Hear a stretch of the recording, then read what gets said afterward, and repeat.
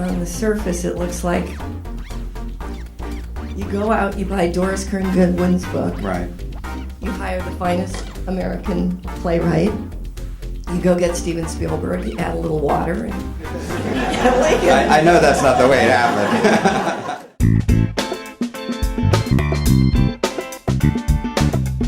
I think people tend to think, you make a movie with Steven and it's going to be easy.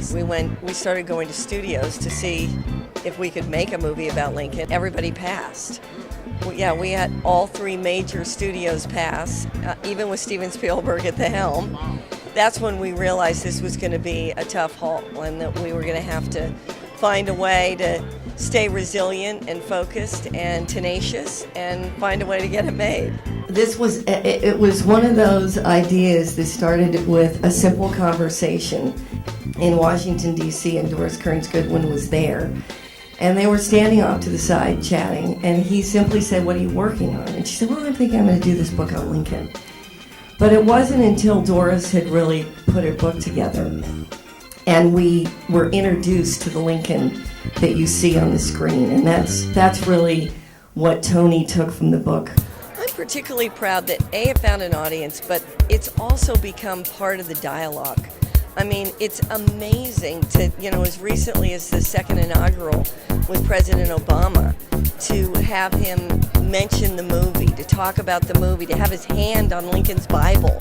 I mean, it's just, you realize you want to hope when you do an historical movie that it's relevant, but when you realize that it really, really touches people in the political immediacy of the time, then you know that the movie is going to stand the test of time. We knew that there were so many historians that had written different accounts of Lincoln, and there were many, many different interpretations and several nuances. I mean, right down, I know a lot of people are fascinated with the voice that Daniel Day-Lewis came up with, and obviously there's no recordings at all of Lincoln's voice. So details like that were things that we really had to extrapolate from what was written, what was on the historical record.